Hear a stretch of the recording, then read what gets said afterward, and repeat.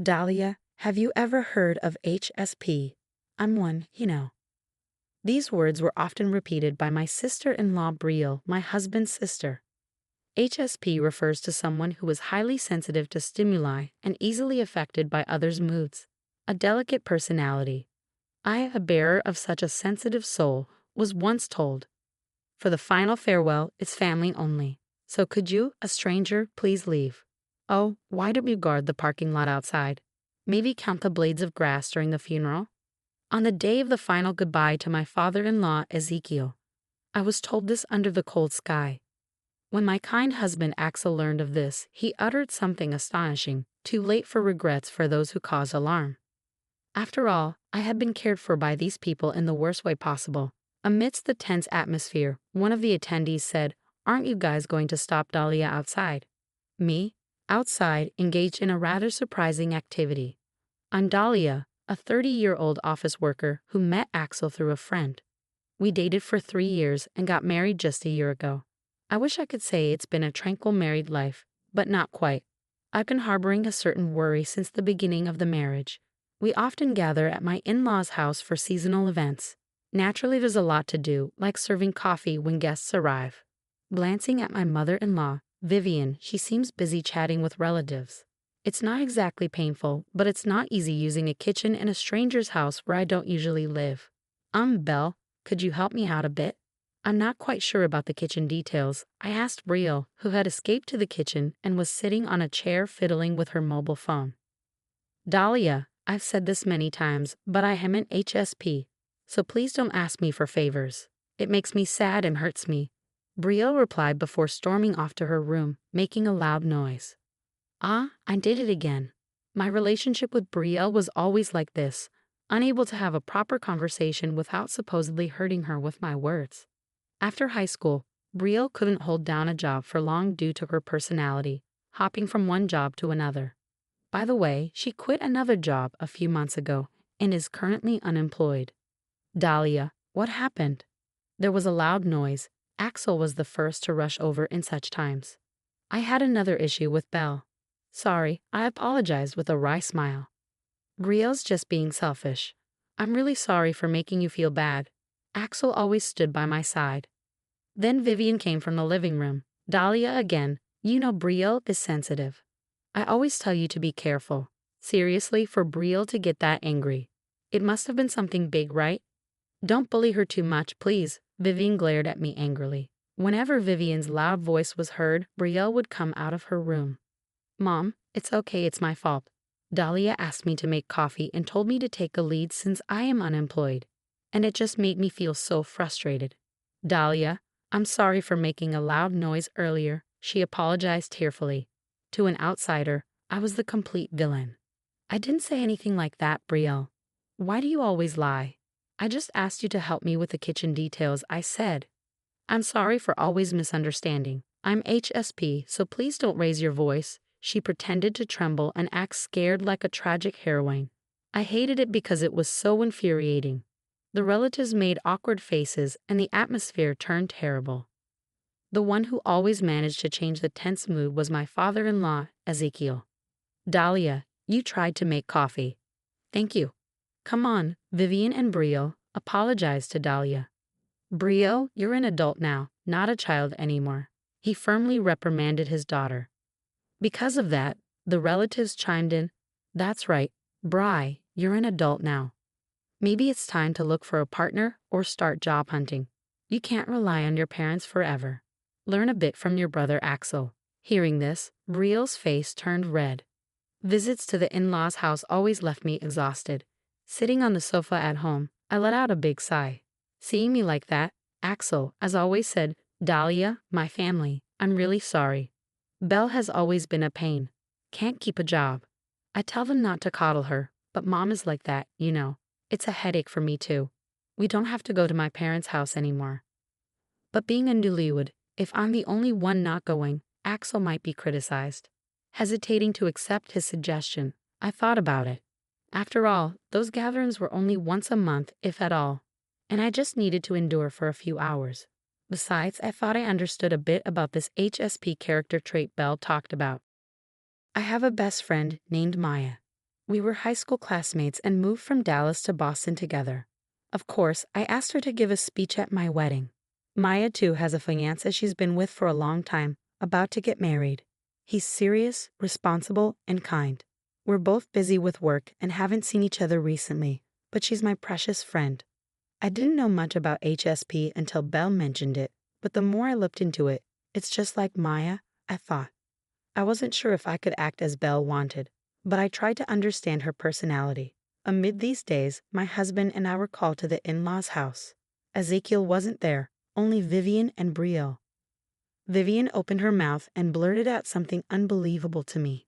"Dalia, can you stop it already?" Filled with question marks, I replied, "And what is that?" Vivian, face red with anger, said, "Don't play dumb, Dalia. You've been sending harassing messages to Brielle almost daily. She's scared, poor thing." "What?" I was baffled, having no clue about such accusations. Then Axel intervened. "So where's the proof? If you're going that far, show us those messages." With Axel's words, Belle shivered a little. I was too scared and deleted them, but I'm not lying. Thinking that there are people like Dalia in the world makes me too scared to even think about getting a job.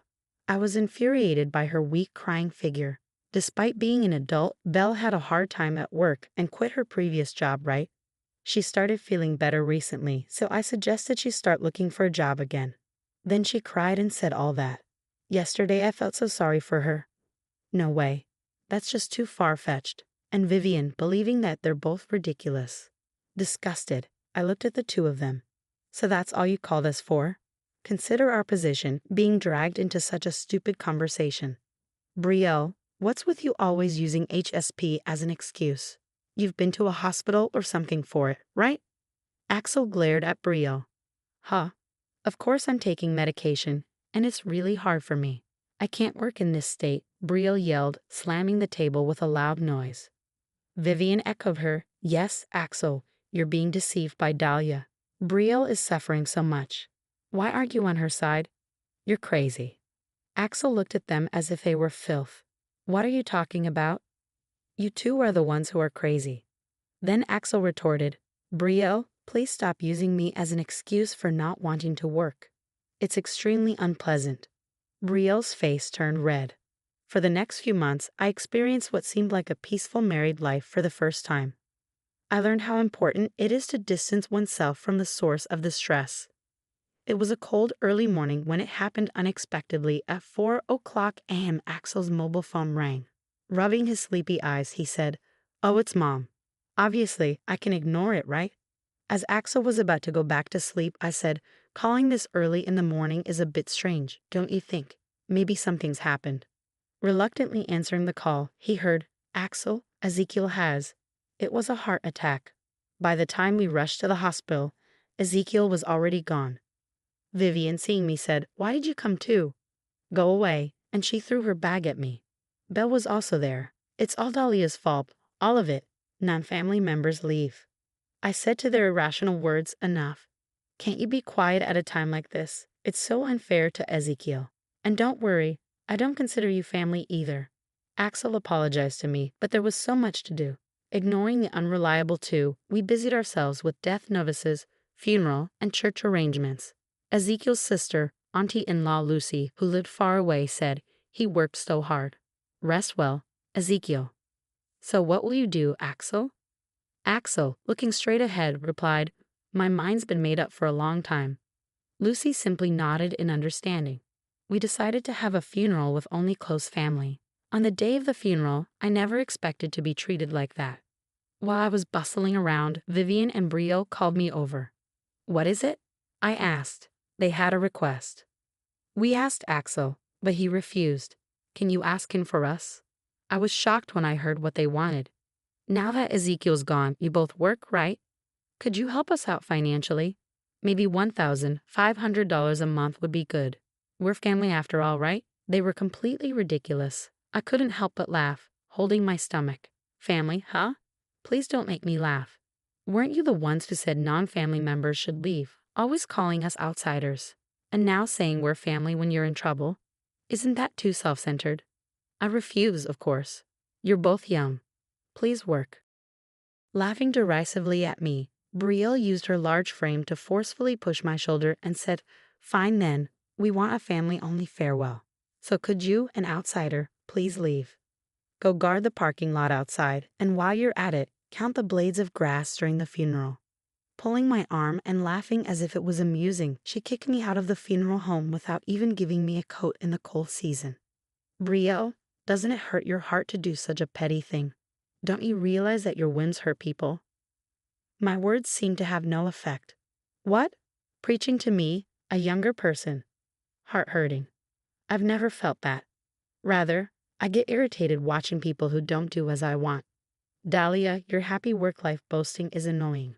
As she glared at me, I replied, "Well, that's enough.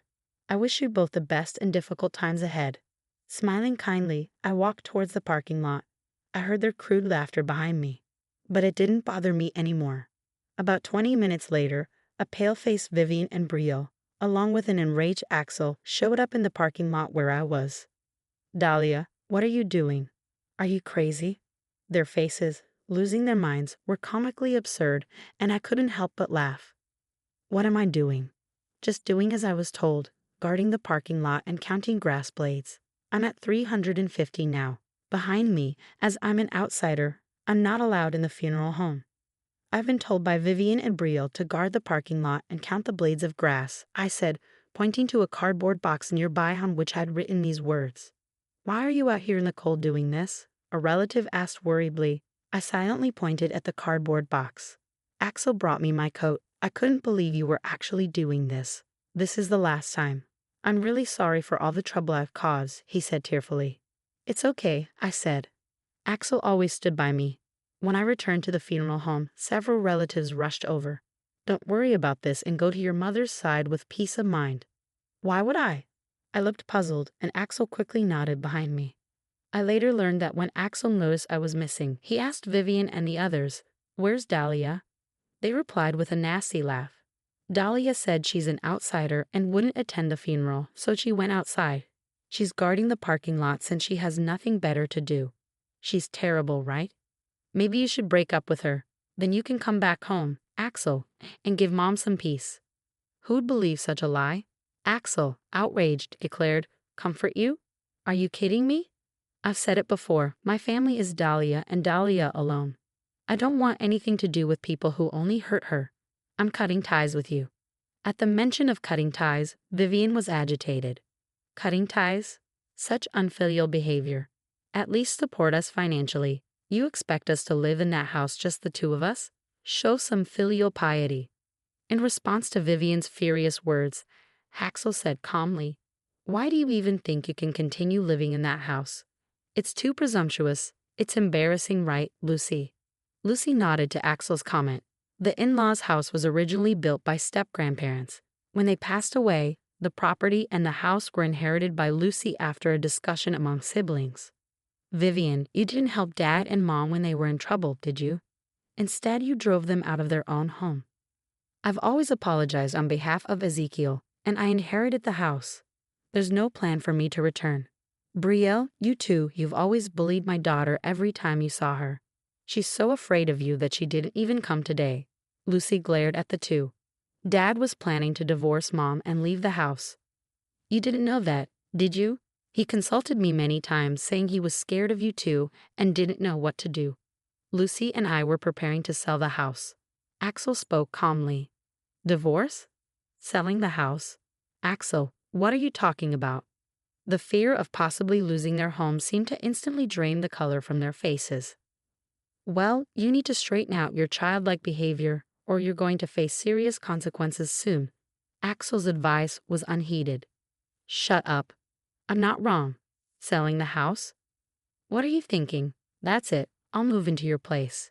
Take care of me and Mom," Vivian demanded. Ignoring their childlike comments, Axel said, "You need to leave the house by the end of the month. We've got a potential buyer, and don't think of depending on us. Dalia's mother has been diagnosed with an illness, and we're moving to Dalia's hometown." Axel's words were met with loud complaints from the two.